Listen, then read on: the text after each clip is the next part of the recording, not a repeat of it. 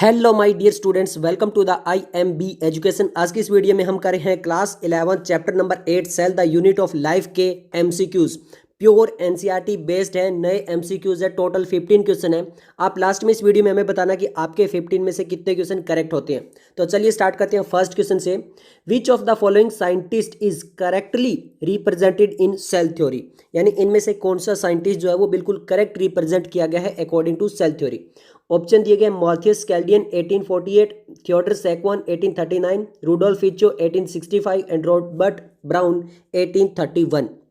Simple सा देखिए, यहाँ पर मैल्थियस कैल्डियन जो है वो 1848 नहीं 1838 आना था। ईयर यहाँ पर ज़्यादा इंपॉर्टेंट है, तो ये गलत है। थियोडर सैकवन 1839 ये बिल्कुल सही है। रूडोल्फ फिचो 1855 आएगा, ये भी गलत है।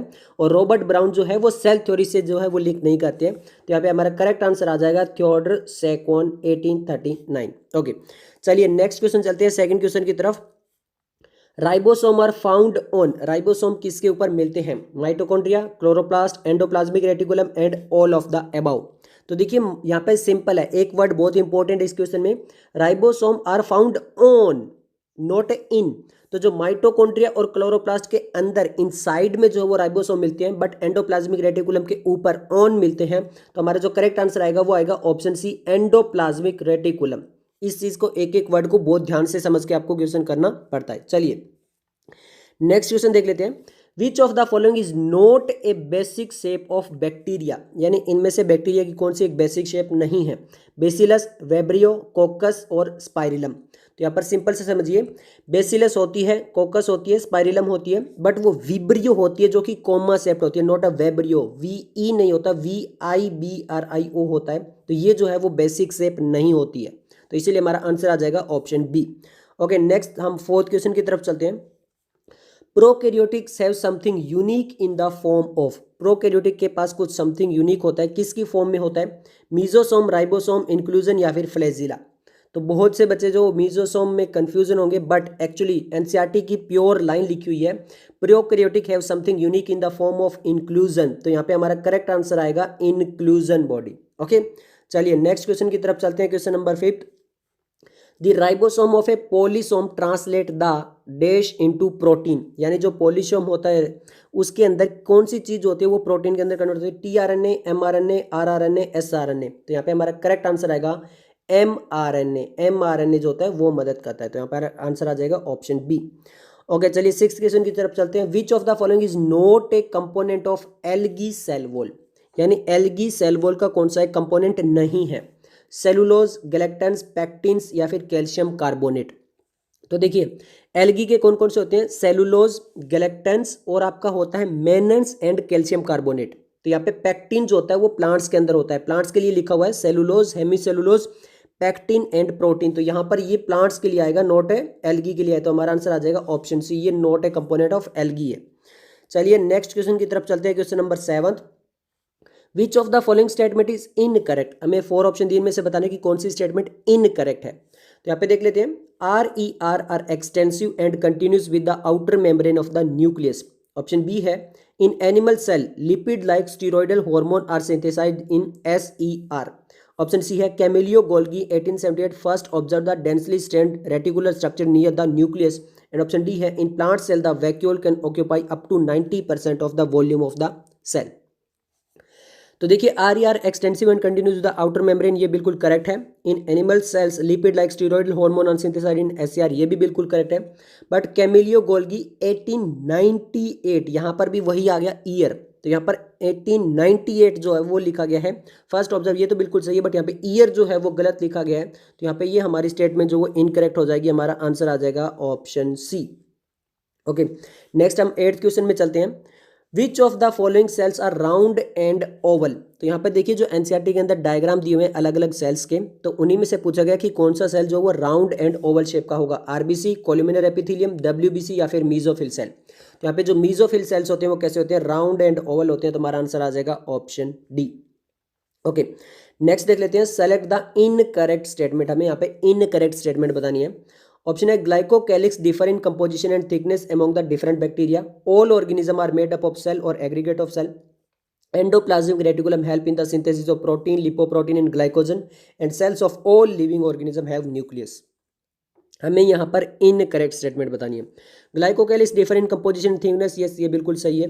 All organism are made of cell and aggregate of, ये भी बिल्कुल सही है। Endoplasmic reticulum help in the synthesis of protein, lipoprotein and glycogen, ये भी बिल्कुल सही है। Cells of all living organism, जी नहीं, अगर आप ध्यान से देखोगे some mature cell even lack nucleus, तो वहाँ पे कुछ ऐसे मैच्योर सेल होते हैं जहाँ पर न्यूक्लियस नहीं होती, जैसे आपकी इरिथ्रोसाइट, जैसे आपकी आरबीसी हो गई, जो वो मैच्योर होती है उसके अंदर न्यूक्लियस नहीं होती। सीबी ट्यूब सेल्स, उसके अंदर भी जो मैच्योर हो जाता है उसके अंदर न्यूक्लियस नहीं होती। तो सभी सेल्स के अंदर न्यूक्लियस नहीं होती है, तो हमारा आंसर आ जाएगा ऑप्शन डी, एक इनकरेक्ट स्टेटमेंट है। ओके, नेक्स्ट हम 10th क्वेश्चन की तरफ चलते हैं। What is the diameter of cistern, यहाँ पे डायामीटर बताना कि डायामीटर कितना होता है सिस्टर्न का। 0.5 to 1 micrometre, 5 to 1 millimetre, 0.5 to 2 micrometre and 5 to 11 micrometre. तो हमारा जो करेक्ट आंसर आएगा वो आएगा 0.5 to 1 माइक्रोमीटर जो होता है वो सिस्टर्न का डायमीटर होता है। ओके, चलिए 11th क्वेश्चन की तरफ चलते हैं। What is the main function of cristae, यानी क्रिस्टी का सबसे मेन फंक्शन क्या है। To hold the vesicle formed, increase the density of the organelle, increase the surface area, या फिर ऑल ऑफ दीज। तो यहाँ पे हमारा जो मेन फंक्शन होता है क्रिस्टी का वो क्या होता है, इंक्रीज द सरफेस एरिया, जो कि माइटोकॉन्ड्रिया के अंदर वहाँ पे सरफेस एरिया इंक्रीज करती है। तो हमारा आंसर आ जाएगा ऑप्शन सी। ओके, नेक्स्ट हम चलते हैं सेलेक्ट द इनकरेक्ट स्टेटमेंट। यहाँ पर भी हमें एक इनकरेक्ट स्टेटमेंट बतानी है। The chloroplast contain chlorophyll and carotenoid pigment, chromoplast contain water soluble carotenoid pigment like keratin and xanthophyll. Plast is usually observed under the microscope and chloroplast is a double membrane bound organelle. तो यहाँ पे हमें incorrect बतानी है। The chloroplast contain chlorophyll and carotenoid, ये बिल्कुल correct है। Chloroplast contain water soluble, जी नहीं, वो फैट सोल्यूबल आएगा, एनसीईआरटी में साफ साफ लिख रखा है। Chromoplast contain fat soluble carotenoid pigment like carotene and xanthophyll, तो ये हमारी एक इनकरेक्ट होती है। तो हमारा आंसर आ जाएगा यहाँ से ऑप्शन बी। ओके, नेक्स्ट अब हम बात करते हैं क्वेश्चन नंबर 13 के बारे में। सेलेक्ट द इनकरेक्ट स्टेटमेंट, यहाँ पे हमें इनकरेक्ट स्टेटमेंट बतानी है। वापिस से, cilia and flagella are hair like outgrowth of the cell membrane. Cilia cause the movement of either the cell और the surrounding medium. Bacterial flagella are structurally similar to eukaryotic flagella and flagella is responsible for cell movement. तो सबसे पहले देखते हैं, cilia and flagella are hair like outgrowth of the cell membrane, ये बिल्कुल correct है। Cilia cause the movement of either the cell और the surrounding medium, ये भी बिल्कुल करेक्ट है। Bacteria flagella are structurally similar to the eukaryotic flagella, ये बिल्कुल इनकरेक्ट है, क्योंकि बैक्टीरिया और जो आपके यूकैरियोटिक फ्लैजिला होते हैं उनको स्ट्रक्चरली डिफर होते हैं, नॉट सिमिलर होते हैं। तो ये इनकरेक्ट स्टेटमेंट है, हमारा आंसर आ जाएगा ऑप्शन सी। ओके, नेक्स्ट हम चलते हैं क्वेश्चन नंबर 14 में। सेलेक्ट द इनकरेक्ट स्टेटमेंट, यहाँ पे हमें वापिस से इनकरेक्ट स्टेटमेंट बतानी है। ऑप्शन है, microbodies contain various enzyme and are present in both plant and animal cell. Few chromosomes have non-standing secondary constrictor of constant location. This gives the appearance of a small fragment called the satellite. C है, nuclei are spherical structure present in a nucleoplasm and it is a site for ribosomal RNA synthesis. And option D है, every chromosome essentially has a secondary constrictor of the centromere on the side of which dish-shaped structure called kinetochore are present. हमसे यहाँ पे incorrect पूछा गया। Microbodies contain various enzyme, ये बिल्कुल correct statement है। Few chromosome have non standing secondary constrictor of the constrictor, this gives the appearance of a small satellite, ये भी बिल्कुल करेक्ट है। Nuclei are spherical structure present nucleoplasm, it is 5 और ribosomal, ये भी बिल्कुल करेक्ट है। अगर every chromosome essentially have a secondary constrictor, जी नहीं, वो प्राइमरी कॉन्स्ट्रिक्टर आएगा, जो कि आपका सेंट्रोमियर भी जिसको बोल सकते हैं, वो प्राइमरी कॉन्स्ट्रिक्टर होता है, नोट है सेकेंडरी कॉन्स्ट्रिक्टर, जिसके ऊपर जो है डिश शेप स्ट्रक्चर होते हैं काइनेटोको। तो ये जो है वो हमारी इनकरेक्ट हो जाएगी, तो हमारा आंसर आ जाएगा यहाँ पे ऑप्शन डी। ओके, नेक्स्ट हमारा लास्ट क्वेश्चन है, question number 15।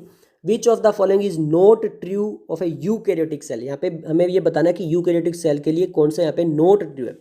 Cell wall is made up of peptidoglycan. It has a ATS type of ribosome present in cytoplasm. Mitochondria contain circular DNA and membrane bound organelle are present. तो देखिए, membrane bound organelles present होते हैं, mitochondria के पास circular DNA होता है, ATS type of ribosome होता है, but cell wall जो पेप्टाइडोग्लाइकन की होती है वो बैक्टीरिया की होती है। तो ये यहाँ पर not true for eukaryotic cell है, वो प्रोकैरियोटिक के लिए बिल्कुल सही है। तो हमारा आंसर आ जाएगा ऑप्शन ए। तो ये सब कुछ थे। अगर आपकी वीडियो पसंद आए तो लाइक कीजिए, दोस्तों के साथ शेयर कीजिए। मिलते हैं जल्दी नेक्स्ट वीडियो के साथ, तब तक के लिए धन्यवाद।